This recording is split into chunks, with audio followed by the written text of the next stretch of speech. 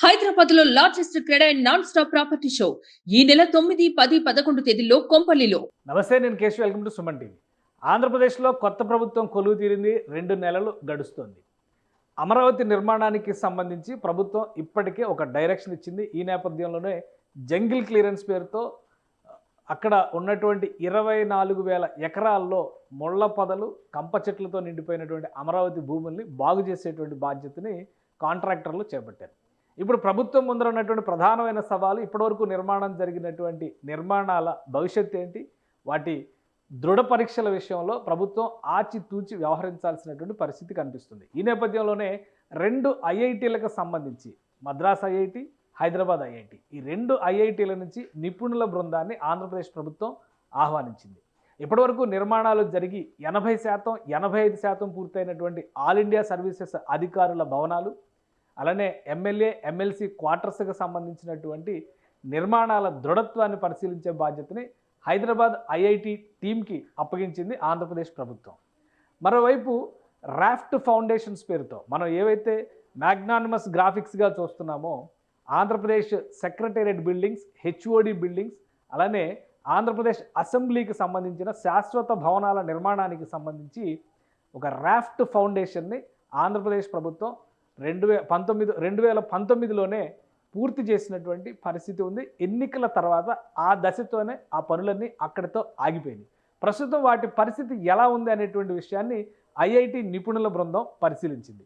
ఈ బృందం పరిశీలన కోసం పునాదుల్ని పరిశీలించేందుకు వెళ్ళినటువంటి ఈ బృందం ఏకంగా పడవల్లో ప్రయాణం చేయాల్సినటువంటి పరిస్థితి ఏర్పడింది. ఐఐటి నిపుణులు వెళ్ళి పునాదుల్ని పరిశీలించినటువంటి స్థలాలను చూస్తే నిజంగా ఇవి నీట మునిగి ఎందుకు ఉన్నాయి, ఆ పునాదులు ఏ భవనాల నిర్మాణానికి అనేటువంటి ఆలోచన ఎవరికైనా రాకమానదు. పైగా గత 5 ఏళ్లుగా ఈ పునాదులన్నీ నీళ్లలోనే మునిగి ఉన్నాయి. నీళ్లలో అంటే మామూలు నీళ్లు కాదు, దాదాపుగా 1/2 టీఎంసీ నీళ్లు అక్కడ నిల్వ ఉన్నటువంటి పరిస్థితి ఉంది.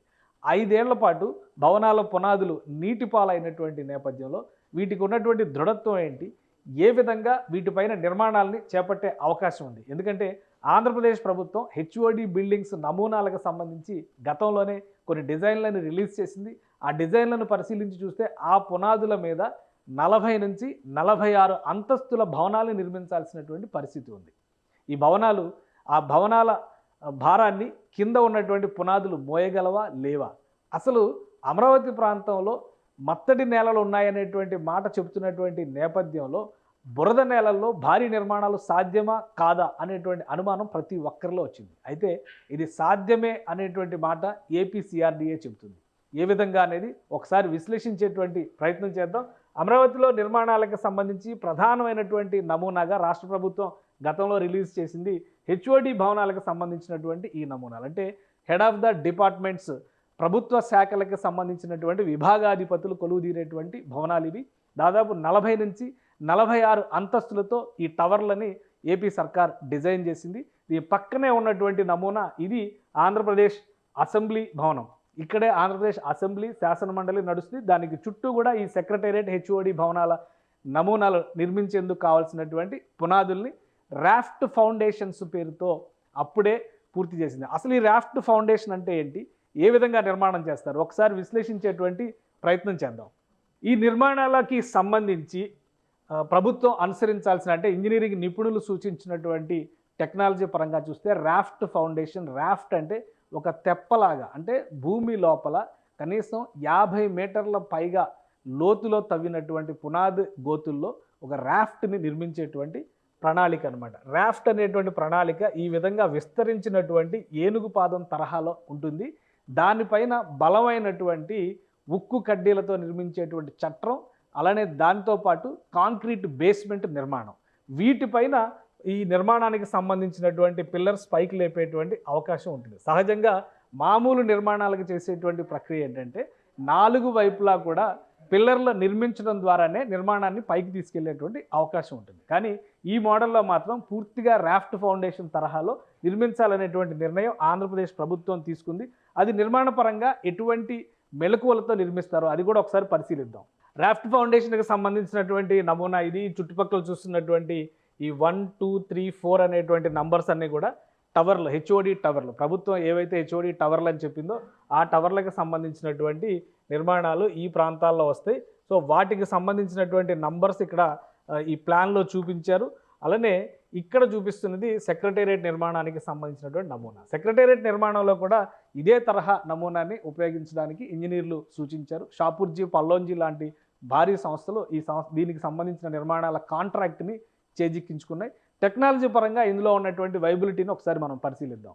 రాఫ్ట్ ఫౌండేషన్ నిర్మాణానికి సంబంధించి ఇంజనీర్లు సూచించినటువంటి పరిశీలన మనం ఒకసారి చేద్దాం. ఒక్కొక్క టవర్కి సంబంధించి 52 × 52 మీటర్లు విస్తీర్ణంలో తవ్వేటువంటి పునాది, 52 × 52 × 4 మీటర్ల చొప్పున ఈ పునాదులు తవ్వుతారు. దానికి సంబంధించినటువంటి కాంక్రీట్ దాదాపు 10,816 క్యూబిక్ మీటర్ల కాంక్రీట్ని ఆ పునాదుల్లో పోస్తారు.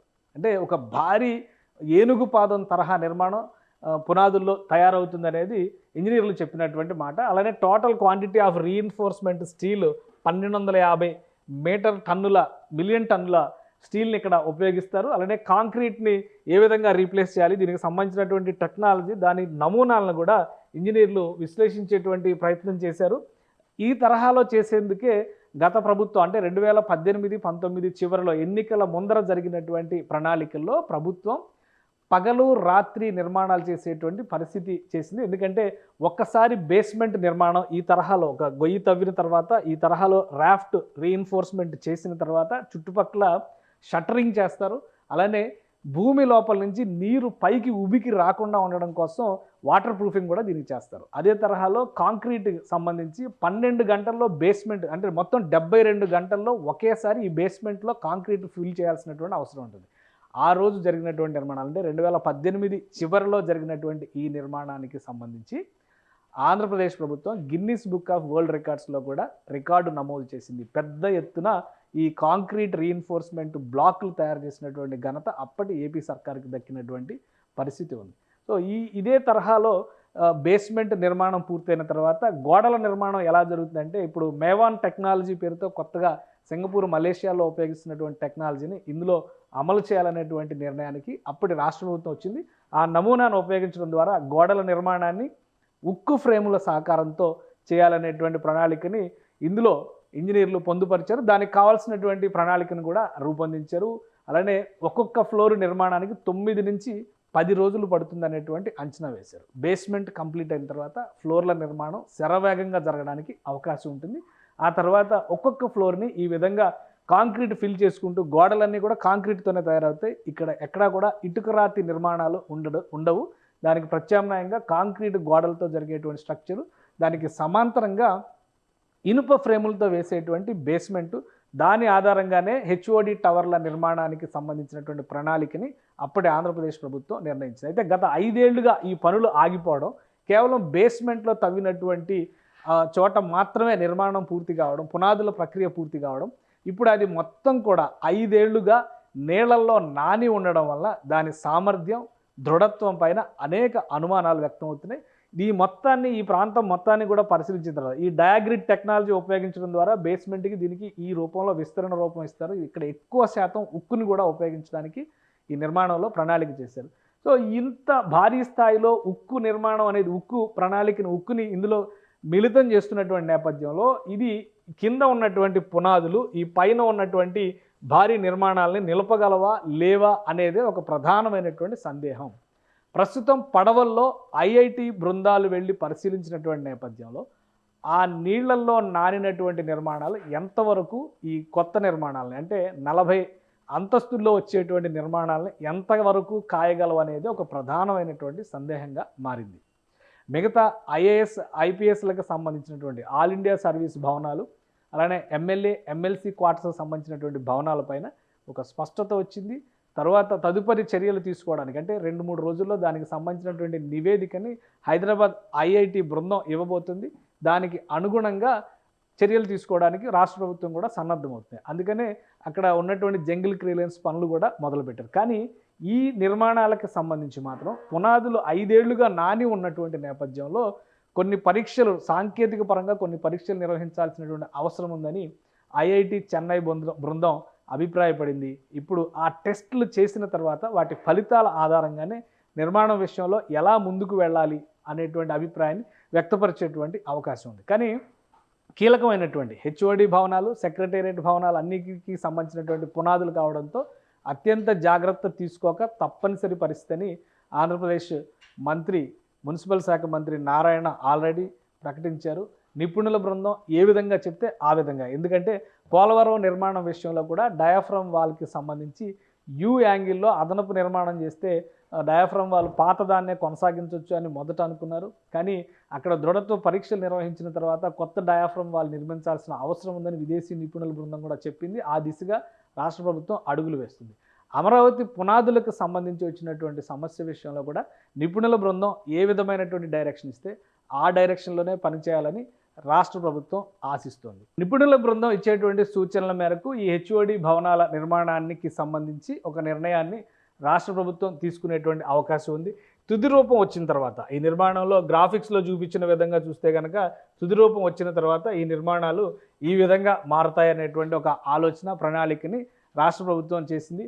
ఈ విధంగా చేయడానికి అవకాశం ఉందా, నిజంగానే ఈ స్థాయిలో నిర్మాణాలు చేయొచ్చా అనేటువంటి సందేహాలు. ఎందుకంటే బయట స్ట్రక్చర్ మనం చూసాం, ఇంటర్నల్ ఆర్కిటెక్చరల్ ఫినిషెస్ చూస్తే కనుక ఇవన్నీ కూడా రాష్ట్ర ప్రభుత్వం ఫైనల్ అప్రూవల్ చేసినటువంటివి. అలానే ఈ డిజైన్కి సంబంధించి ఫాస్టర్ ప్లస్ పార్ట్నర్స్ ఇచ్చినటువంటి డిజైన్స్కి అనుగుణంగానే ఇవి ఉన్నాయి.